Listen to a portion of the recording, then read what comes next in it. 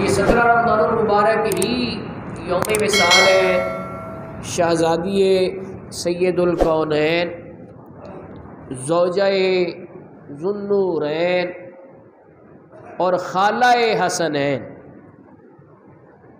سیدہ رقیہ رضی اللہ تعالی عنہا کا۔ تو بعض نے 18 بھی لکھی ہے، اور اکثر سیرت نگاروں نے یہ لکھا ہے کہ جب بدر کی فتح کی خوشخبری لے کے زید بن حارثہ رضی اللہ تعالیٰ عنہ مدینے پہنچے تو اس وقت ان کی تدفین ہو رہی تھی جنت البقیع، قبر پر مٹی ڈالی جا رہی تھی۔ تو اس لحاظ سے بھی یہ بڑا دن اہمیت کا حامل ہے۔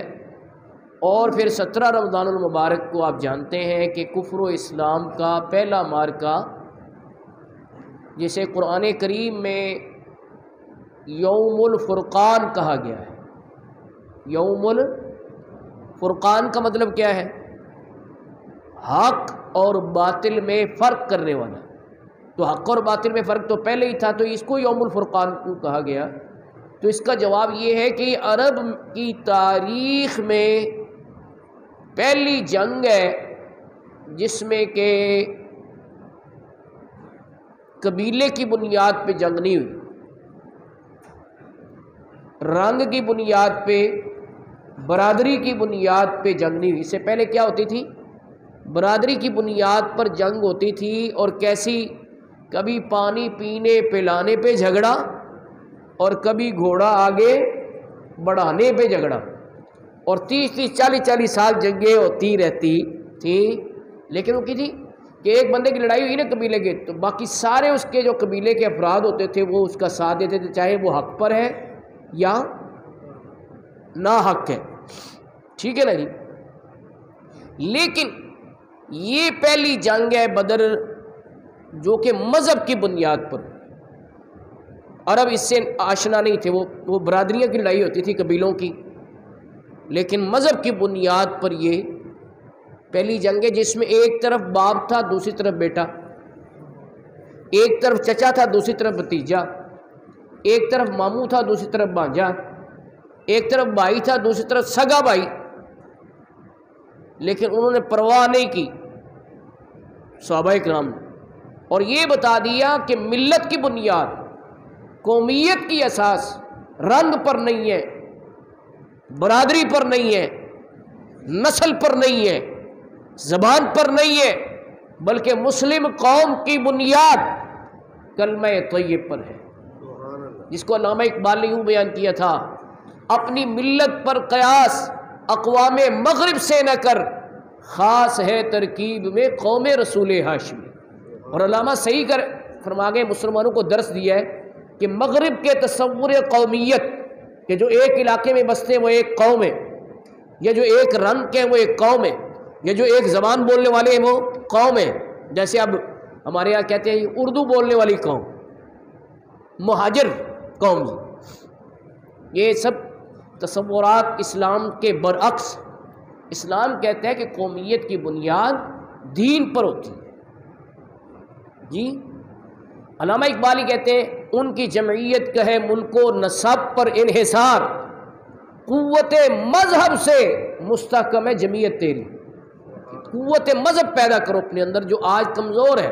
اگر مذہب کی قوت ہوتی نا تو غزہ میں یہ حال نہ ہوتا، لیکن مذہب کی قوت کمزور پڑ گئی ہے۔ انہوں نے کہا جی وہ مرتے ہیں تو مرتے رہے، ہمیں کیا؟ آج کے مسلمان یہی سوچ رہے ہیں نا، 57 مسلمان ممالک کے حکمران بھی یہ سوچ رہے ہیں ہم تو بچے ہوئے ہیں، وہ مرتے ہیں تو مرتے رہے۔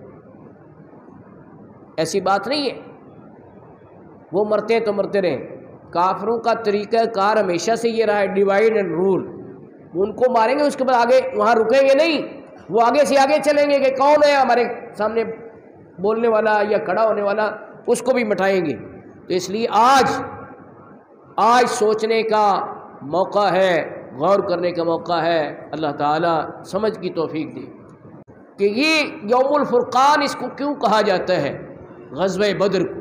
اس کی وجہ یہ ہے کہ یہ کفر و اسلام کا پہلا معرکہ ہے، اور اس کو بیان ہوتے رہنا چاہیے۔ اس لیے اس کی دو وجوہات میں آپ کے سامنے رکھتا ہوں۔ نمبر 1، امام زین العابدین تاجدار کربلا کے جانشین وہ فرماتے ہیں کہ ہمیں رسول اللہ کے غزوات یوں یاد کرائے جاتے تھے جیسے قرآن پاک کی صورتیں یاد کرائی جاتی ہیں۔ اب ہم آج کے دور میں کیا کہیں کہ قرآن پاک کی صورتیں بھی لوگوں کو یاد نہیں تو غزوات کیا یاد ہوں گے؟ وہ تو تشبیہ دے رہے ہیں نا، جیسے قرآن پاک کی صورتیں یاد کرائی جاتی تھی نا، ایسے ہی حضور کے غزوات ہمیں یاد کرائے جاتے تھے۔ تو آج کا مسلمان تو صورتیں بھی اس کو یاد نہیں ہیں، بڑے بڑے عہدے دار ہوتے ہیں، بڑے دنیاوی ڈگریاں، تو قل واللہ شریف پڑھ نہیں سکتے، نماز صحیح درست نہیں پڑھ سکتے، بڑی بڑی عمریں گزر گئی ہیں نماز پڑھتے ہوئے، اس کی نماز کی ریڈنگ تک درست نہیں کر پائے۔ تو یہ علمی زوال کا ماحول ہے، اس کو بدلنا چاہیے اور اپنے اندر جذبہ پیدا کرنا چاہیے سیکھنے کا، ٹھیک ہے نا جی۔ اور یہ جو جھجک ہوتی ہے نا کہ میں پوچھوں گا تو علامہ صاحب کیا کہیں گے، اس کو تو یہ بھی نہیں پتا، علم میں جھجک نہیں ہونی چاہیے، علم حاصل کرنے میں شرم آئے نہیں ہونی چاہیے۔ بہر طور میں یہ عرض کر رہا ہوں کہ دوسری وجہ کیوں ذکر کرنا چاہیے، کیونکہ یہ اسلام کے محسن ہیں، انہوں نے اپنی جانیں اسلام پہ قربان کی ہیں، اس لیے ان کا ذکر کرنا چاہیے، کیونکہ حدیث پاک ہے من لم یشکر الناس لم یشکر اللہ، جو اپنے محسن کا شکر گزار نہیں ہے وہ رب کا بھی شکر گزار نہیں ہے، چاہے کتنا ہی شکر ادا کرے، فرمایا نہیں، پہلے محسن کا شکریہ ادا کر۔ کیسی حدیث پاک ہے؟ اس کو ہمیں اپنا لائے عمل بنانا چاہیے کہ اپنے محسنوں کو بلانا نہیں چاہیے، ان کو یاد رکھنا چاہیے کہ یہ میرے محسن ہے۔ استاد محسن ہوتا ہے، اس کو نہیں بلانا چاہیے۔ اب آئے گی تو بات میں عرض کروں کہ جو بھی رتبے پہ پہنچا ہے وہ اپنے محسن کو یاد رکھتا ہے۔ علامہ اقبال، اچانک ذکر آ گیا ہے، 2 PhDیاں کی یورپ سے جا کے، لیکن جس نے قاعدہ پڑھایا تھا نا، کون سا قاعدہ؟ الف با، اس استاذ کو نہیں بھولا، اس کا نام تھا مولوی سید میر حسن۔ تو جب سر کا خطاب ملنے لگا، انہوں نے کہا پہلے میرے استاد کو دو شمس العلماء کا خطاب۔ انہوں نے کہا جی وہ کیوں؟ انہوں نے کوئی کتاب کون سی لکھی؟ انہوں نے کہا جی ہمارے پاس شمس العلماء کا کرائٹیریا یہ ہے کہ جس نے کوئی کتاب لکھی ہو نا اس کو ہم دیتے ہیں۔ تو علامہ نے پتا کیا انہوں نے کہا انہوں نے مجھے لکھا ہے کہ جب میں ہوں نا تو مجھے انہوں نے لکھا ہے، تو لہٰذا انہوں نے یہ دلی تسلیم کی کہ بھئی علامہ اقبال تسلیم کرتا ہے کہ اس شخصیت کا مجھ پہ اتنا اثر ہے، حالانکہ پڑھایا کیا ہے؟ قاعدہ۔ تو بھائی محسن کا شکر گزار رہنا چاہیے۔